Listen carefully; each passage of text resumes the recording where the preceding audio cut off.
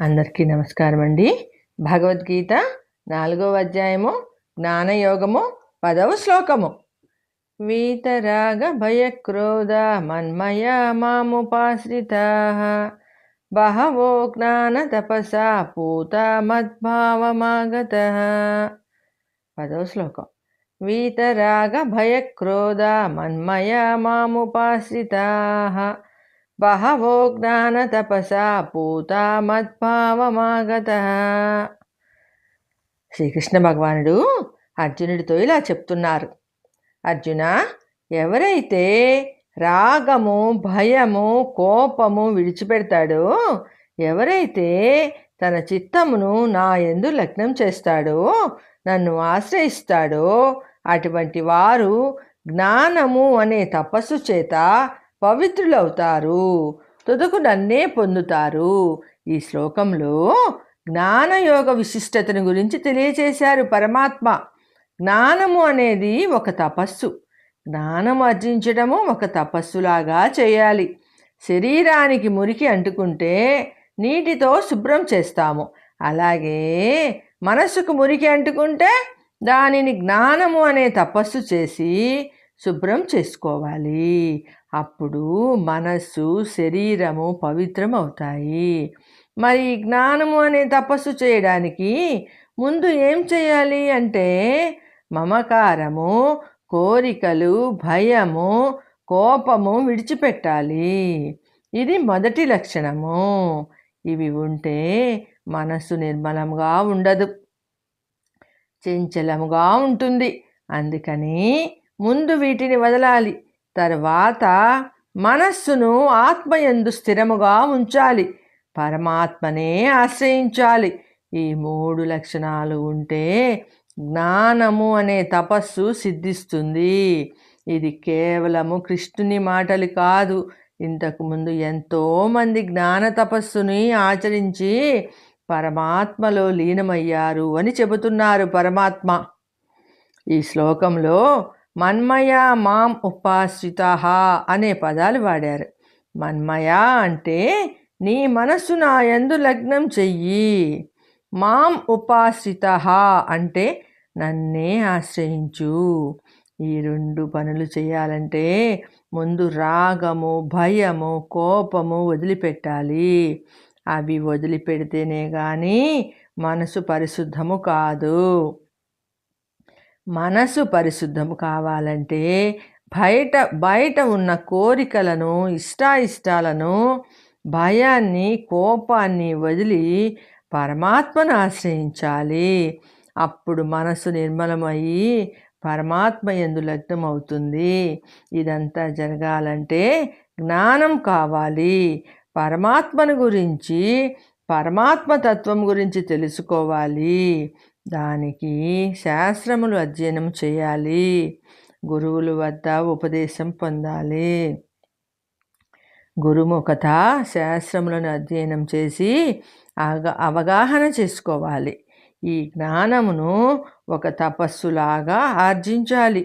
అంతేకాని ఏదో ఆషామాషిగా నేర్చుకోవడం కాదు.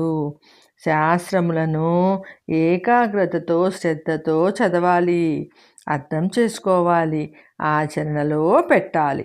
ఈ విధముగా జ్ఞాన తపస్సును చేసిన వారు తమ మనస్సును పరమాత్మ యందు నిలపగలరు. ఇదంతా కష్టము ఎవరి వల్ల కాదు అని అనుకోవడానికి ఏమీ వీలు లేదు. ఎందుకంటే అటువంటి వారు పూర్వము చాలామంది ఉన్నారు.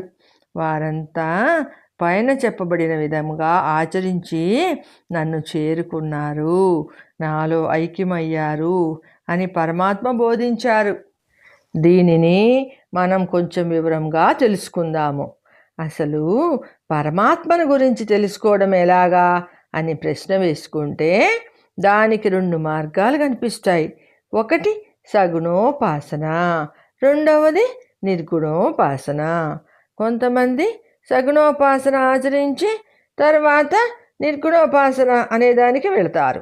అంటే సగుణోపాసనతో మొదలుపెట్టి క్రమక్రమంగా నిర్గుణోపాసన వైపుకు మళ్ళుతారు. మరికొంతమంది నేరుగా నిర్గుణోపాసన రెండవ దానికి వెళతారు. సగుణోపాసన చేసినవాడు నేను ఈశ్వరుని గురించి తెలుసుకున్నాను అని ఎవరన్నా అంటే వారు ఈశ్వరుని గురించి కొంచెమే తెలుసుకున్నారని, పూర్తిగా తెలుసుకోలేదని అర్థము. సగుణోపాసన అంటే ఏకరూపముగా పరమాత్మను అర్చించటము. రాముడు, కృష్ణుడు, లక్ష్మీదేవి, దుర్గా, పార్వతి, శివలింగము, వినాయకుడు, కుమారస్వామి మొదలగు దేవతామూర్తులను అర్చనమూర్తిగా ఇంట్లో పెట్టుకొని వారికి అనాహన, అర్చన మొదలగు షోడశ ఉపచారములను చేస్తూ పూజించటము.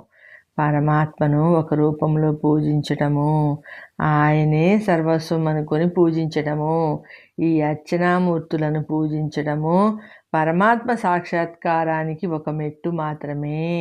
కానీ ఇదే ముఖ్యం కాదు. కానీ ఈ రోజుల్లో చాలామంది ఇక్కడే ఆగిపోతున్నారు.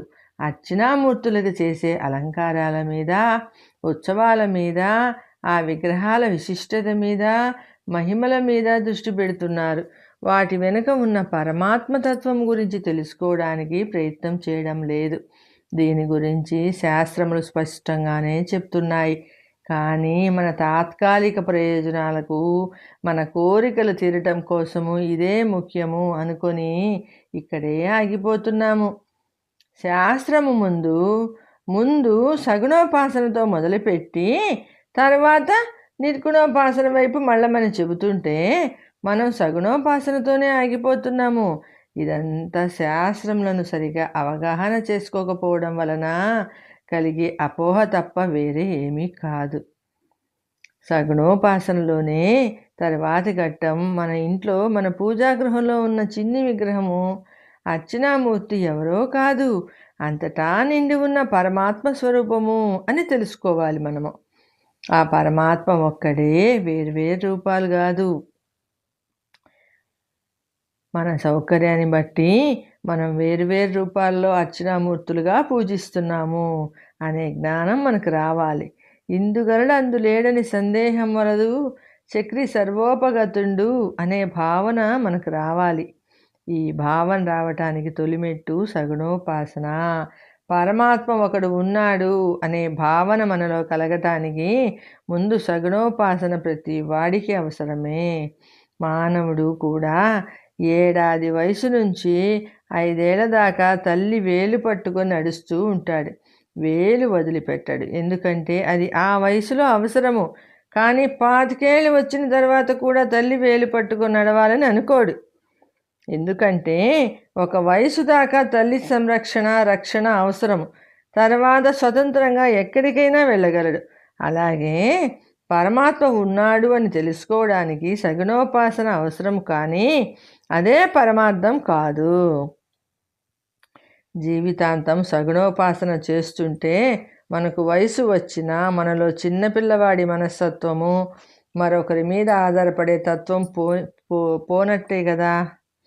కాబట్టి ప్రతివాడు ఈ స్థితి నుంచి బయటపడి విశ్వచైతన్య స్వరూపుడు, సర్వశక్తిమంతుడు, సర్వవ్యాపి, అవ్యయుడు, నిరాకారుడు, నిర్గుణుడు అయిన పరమాత్మను దర్శించడానికి ప్రయత్నం చేయాలి. అప్పుడు ఆత్మతత్వం తెలుసుకుంటాడు. తనకు పరమాత్మకు భేదం అనేది లేదు అని తెలుసుకుంటాడు. తానే పరమాత్మ అనే స్థితికి వస్తాడు. ముందు తనలో ఉన్న గుణములను అన్నీ పోగొట్టుకొని నిర్గుణుడు, నిరాకారుడు అయిన పరమాత్మలో ఐక్యం కావడము. అదే సగుణోపాసన నుంచి నిర్గుణోపాసన వైపు మళ్ళటము. ఇదే శాస్త్రము మనకు బోధించింది. కానీ మనం శాస్త్రములను సరిగా అర్థం చేసుకోకుండా మనకు తెలిసిందే వేదం అనుకుంటూ ఉన్నాము. నిర్గుణము అంటే ఏ గుణము లేకపోవడము. ఏదో ఒక గుణము ఉంటే అది పరమాత్మతత్వము కాదు. భూమికి శబ్ద, స్పర్శ, రూప, రస, గంధములు అనే 5 గుణములు ఉన్నాయి.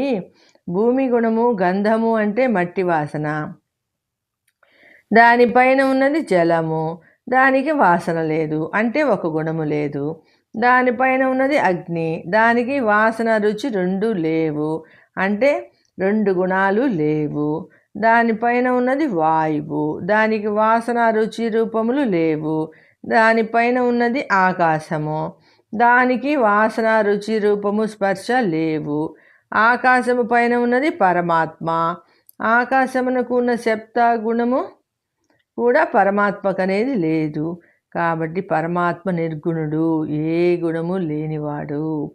అందుకని సగుణోపాసన ముందు ఆచరించి నిష్కామ కర్మలను చేస్తూ కర్మఫలములను భగవంతుడికి అర్పిస్తూ క్రమక్రమంగా నిర్గుణోపాసన వైపు మళ్ళాలి. అదే ప్రతి మానవుడి కర్తవ్యము. దీనికి భగవానుడు ఒక చక్కటి మార్గం ఉపదేశించారు. దానినే మన్మయ అని అన్నారు.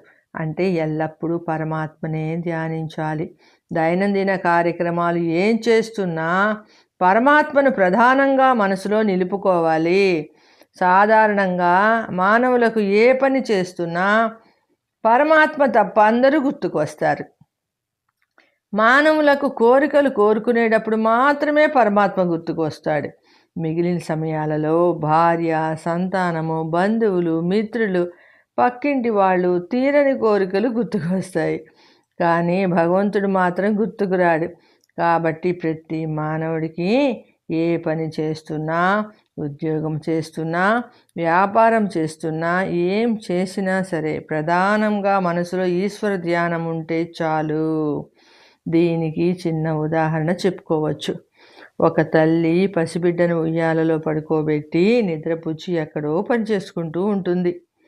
ఆమె ఏ పని చేస్తున్నా మనసు మాత్రం ప్రధానంగా బిడ్డ మీదనే ఉంటుంది. చిన్న సవ్వడి అయినా, చిన్న ఏడుపు లాంటిది వినిపించినా, ఏ పని చేస్తున్నా సరే ఆ పని వదిలిపెట్టి పరుగు పరుగున ఉయ్యాల దగ్గరికి వెళుతుంది. మనం కూడా ఏ పని చేస్తున్నా మన మనస్సుని ప్రధానంగా పరమాత్మ యందు లగ్నం చేయాలి. ఎన్ని పనులు చేస్తున్నా ఇదంతా ఆ పరమేశ్వరుని కోసమే చేస్తున్నాను అనే బుద్ధితో చేయాలి. మంచి పనులు చేసేటప్పుడు ఎన్నో అడ్డంకులు వస్తాయి. అప్పుడు నిరుత్సాహపడకూడదు. మరి ఏం చేయాలి? భగవంతుని ఆశ్రయించాలి. మాం ఉపాశ్రితాః అంటే దేవా నీవే నాకు ఆధారము, నీవే ఈ అడ్డంకులు తొలగించి నన్ను కాపాడాలి అని పరమాత్మను ఆశ్రయించాలి. ఎలాగా అంటే దేవతలు దానవులు కలిసి మందర పర్వతంతో క్షీరసాగర మదనం చేస్తుంటే ఆ మందర పర్వతము మునిగిపోతోంది. అప్పుడు వారు పరమాత్మను ఆశ్రయించారు. పరమాత్మ కూర్మంగా అంటే తాబేలు రూపం, కూర్మావతారము, ఆ మందర పర్వతము కింద ఉండి దానిని మునిగిపోకుండా ఆపారు. అలాగే మనం కూడా పరమాత్మను ఆశ్రయిస్తే మన ప్రమేయం లేకుండానే అన్ని అడ్డంకులు తొలగిపోతాయి. ఒకవేళ అడ్డంకులు ఉన్నా వాటి గురించి మర్చిపోతాము. పరమాత్మ నాకు అండగా ఉన్నాడు, నాకేం తక్కువ లేదు అంటూ రెట్టించిన ఉత్సాహంతో పనిచేస్తాము. తక్కువేమి మనకు రాముడు చెంతనుండు వరకు అని రామదాసు ఎలుగెత్తి పాడాడు కదా, ఆ ప్రకారంగా అన్నమాట. అప్పుడు మనకు రాగము, భయము, కోపము అనేది ఉండవు. రాగము అంటే సంగమము అంటే అటాచ్మెంటు, ఇది ఇష్టము అది ఇష్టం లేదు అనే భావన అన్నమాట. రావాల్సింది రాకపోతే కోపము, వచ్చింది పోతుందేమో అన్న భయము, నాకు ఇష్టం వచ్చింది రాలేదే అన్న దిగులు. మనస్సు పరమాత్మ యందు లగ్నమైతే ఇలాంటివన్నీ ఏమీ ఉండవు. మనసు ప్రశాంతంగా, నిర్మలంగా, పరిశుద్ధంగా ఉంటుంది. ఈ పరిశుద్ధమైన మనస్సుకు జ్ఞానం తోడు కావాలి. జ్ఞానము అనేది ఒక తపస్సు. శాస్త్రములు చదివినందువలన, అధ్యయనం చేసినందువలన, అర్థం చేసుకున్నందువల్ల జ్ఞానం వస్తుంది. దానిని కూడా ఒక తపస్సులాగా అధ్యయనం చేయాలి. అందుకే దానిని జ్ఞాన తపస్స అంటే జ్ఞాన తపస్సు అని అన్నారు. ఈ ప్రకారంగా మనస్సుని పరమాత్మలో లగ్నం చేసి పరమాత్మను ఆశ్రయించి రాగము, భయము, కోపము వదిలిపెట్టి జ్ఞానమును ఒక తపస్సులాగా సంపాదించుకుంటే అటువంటి వాడు పూతామద్భాగవ మాగత అంటే పునీతుడు, పవిత్రుడు అవుతాడు. అటువంటి వాడు నా స్వరూపాన్ని, నా స్థితిని పొందుతాడు. ఈ ప్రకారంగా పరమాత్మను పొందిన వారు చాలామంది ఉన్నారు అని కృష్ణ పరమాత్మ అర్జునుడికి వివరించారు. నెక్స్ట్ 11వ శ్లోకంతో కలుసుకుందామండి. సర్వే జన సుఖినో భవంతు. జై శ్రీమన్నారాయణ అండి. భగవద్గీత ఛానల్ని సబ్స్క్రైబ్ చేసుకోండి. తప్పకుండా మీ బంధుమిత్రులకి ఈ లింక్ని షేర్ చేయండి, కామెంట్ ఇవ్వండి, బెల్ ఐకాన్ ప్రెస్ చేయండి.